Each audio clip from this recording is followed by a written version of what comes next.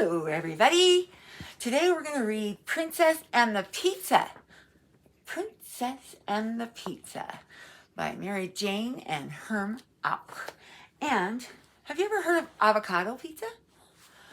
Or avadago pizza? We all wanted to dress up today, but you know what? I had a hot dog, but I've never heard of a hot dog pizza. I don't know, maybe you could put avocados on a pizza. But we didn't have any costumes that I thought would be something that you could put on a pizza. So Samoa is sporting his avocado. Avadago, we call him when he's wearing it. Avadago. Yes, thank you, Avadago. I appreciate it. And Wilson was a little chilly. Show him your sweater. Chilly because of the air conditioning. Doesn't he look handsome and smart? Do you look smart? And Shaggy, we put a new kerchief on Shaggy, right? You're looking shaggy. Must be time for a doggy spa day. Do you think it's time for doggy spa day? You like doggy spa day. Okay, and you got a new one too, didn't you, Cosmo? Do you want to come over and say hi? Come here, Cosmo. Chico, Cosmo. No, he'll be around. So I didn't give him a treat this time.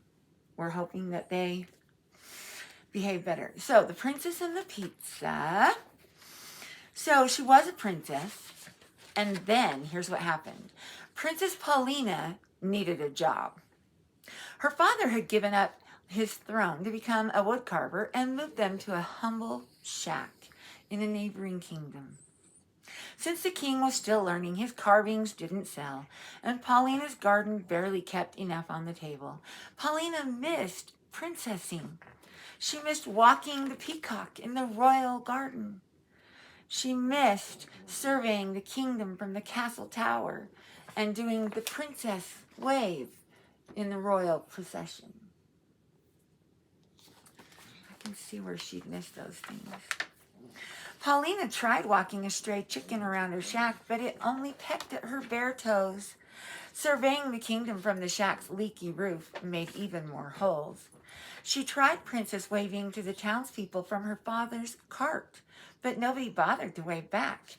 They just thought that she was swatting at flies. That's fair. I can see that. One day, a page ran past the shack, announcing that Queen Zelda of Blom was seeking a true princess to become the bride of her son, Prince Drupert. This is my chance to get back to princessing, Paulina cried. She rummaged through her trunk of ex-princess stuff. Oh, I'm glad she kept her stuff. She brushed the wood shavings off of her best ball gown, and she blew away the bits of sawdust that had clung to her diamond tiara, and then she tucked a piece of garlic to her bodice for good luck, and snipped some fragrant herbs to cover the garlic smell. And then she headed for the castle. You guys, she's got a chance. She's got a chance, Wilson.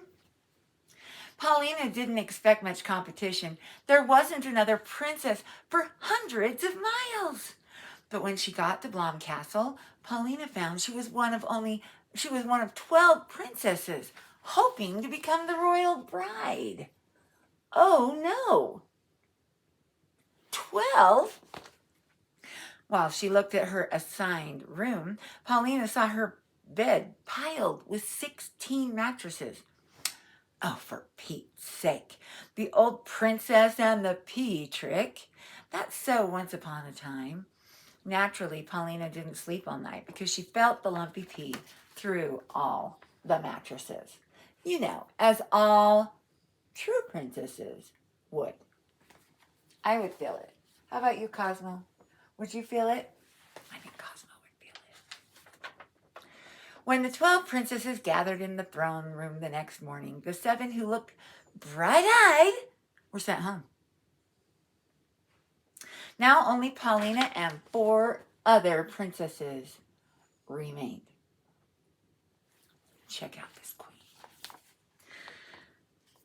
First, they were made to write essays entitled, Why I Want to Have the Gracious and Exquisitely Beautiful Queen Zelda for My Mother-in-Law.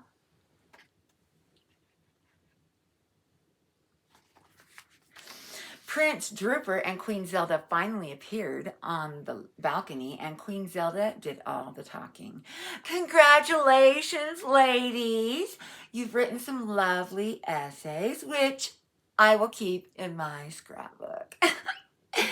Okay, and you've all passed the mattress test, but to make absolutely sure that you are of royal blood, there is a second test.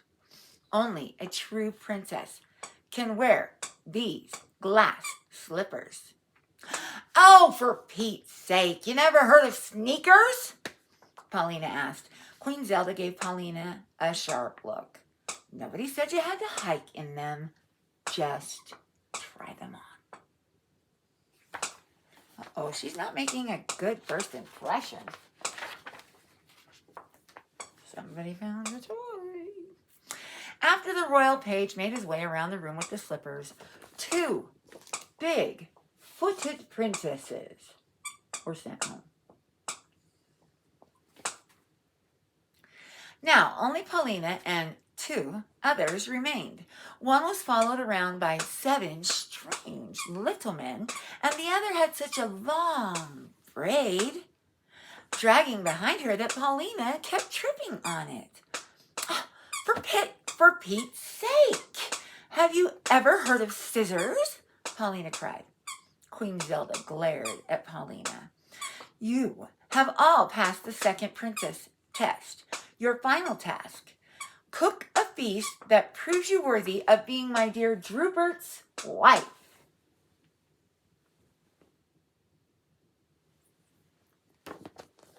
Ooh, how do you think that was received? This set up a wail among the princesses, especially Paulina.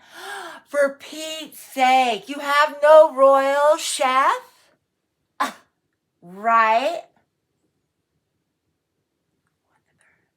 Silence, said the queen.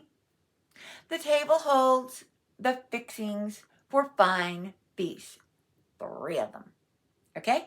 Choose well, for the winner will become my dear Droopert's wife.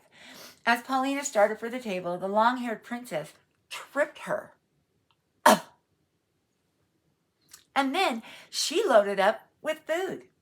By the time Paulina got there, 7 strange little men that with the other princess had already gotten everything, and they left her with only some flour, yeast, water, 3 overripe tomatoes, and some stale cheese. Hey, that's not fair. Queen Zelda, will you help me? No, said the queen.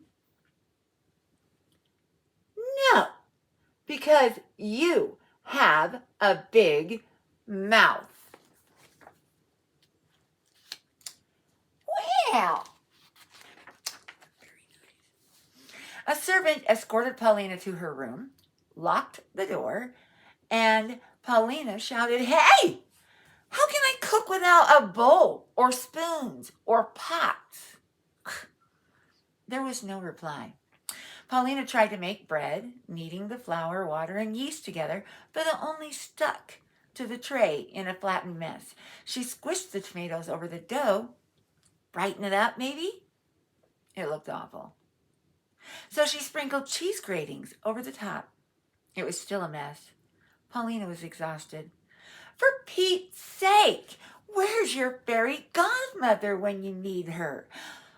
I'm going to take a nap. So she reached under the pile of mattresses, pulled out the offending pea, of course, and climbed into bed.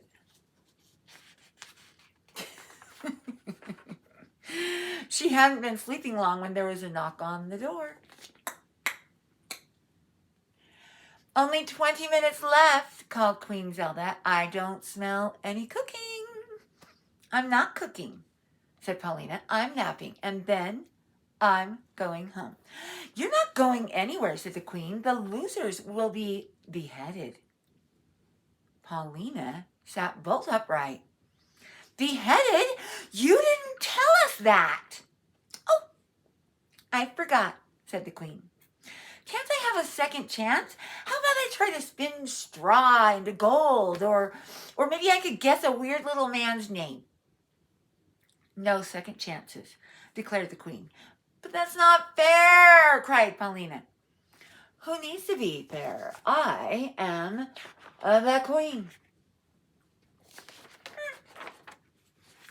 Paulina leaped out of bed and ran to the window, but it was an unbelievably long drop to the ground. The meal was her only hope. Whatever will she do? Whatever will she do? She rushed the tray over to the fireplace, stirred the few remaining hot coals, and then crushed her garlic and sprinkled it. Might as well give it a little taste. Sprinkled it over the mess for good luck. And finally, Paulina tossed on the herbs to cover up the garlic smell. But boy, it was going to taste, wasn't it? What do you think? Would you guys eat it? Kazimoto would. Kazimoto will try anything. Yesterday, he tried zucchini, and he liked it. Ate it like an apple. Paulina paced back and forth, planning her escape. Perhaps she could make a deal with the long-haired princess to climb down her braid. She didn't notice that the goopy dough had browned into a crust. The tomatoes were bubbling. The hard bits of cheese actually had melted, and the fragrance of garlic and herbs filled the room. A page opened the door. Time's up! Paulina took a deep breath and carried her tray to the great dining room. Look at her walk in with that lovely tray. What's for dinner called, y'all? Are you guys tired? It's a good bedtime story, apparently. The other princesses had made lovely feasts, especially the one who had 7 strange little men to help her. Prince Drooper went right to Paulina's tray. It's not very pretty, but it smells scrumptious. He helped himself to an unusually generous piece. What do you call this dish? Paulina shrugged. I don't know. It can't be an official entry in the contest if it doesn't have a name, said the queen. What's that? Snapped the queen. Oh, for Pete's sake, Paulina muttered. Pete's what? Remembering the beheading threat, Paulina frantically tried to think of a name. It's Pete's pizza? The queen took a big bite. Odd name, but it's tasty.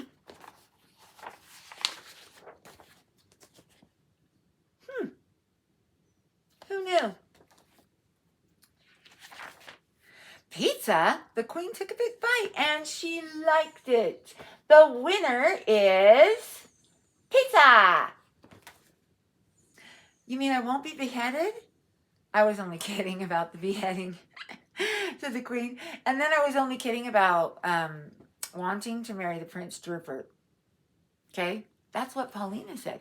I was only kidding about wanting to marry Prince Drooper. Who needs him? I have other plans. Will you leave your recipe? Said the queen. No way, said Paulina. It's just become a family secret. She headed for the door. I liked you best, whined the queen, following close behind. Oh, for Pete's sake, muttered Paulina as she stomped across the drawbridge.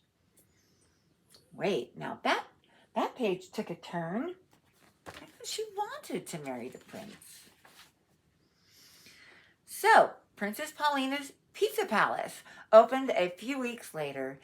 It featured unusual carved furniture and 50 kinds of pizza. Every Thursday on the Royal Chef's Night Off, Queen Zelda and Prince Rupert came to Paulina's for popcorn, pineapple pizza.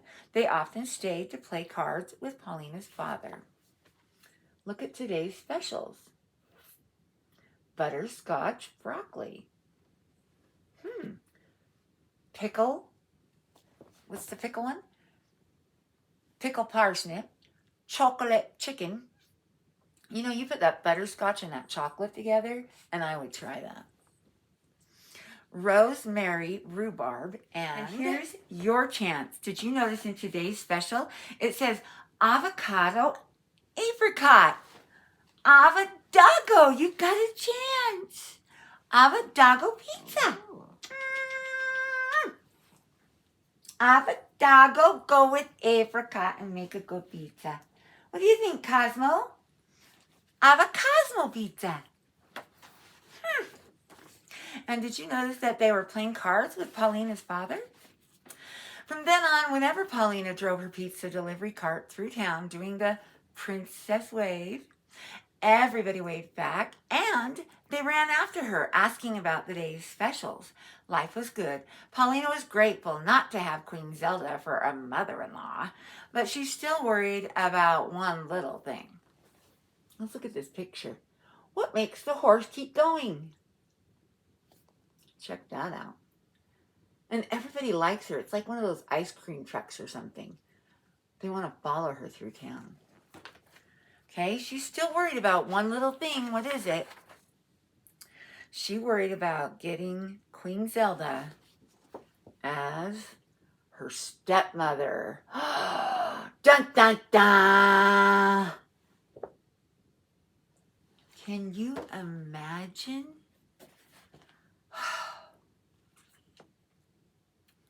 Until next time.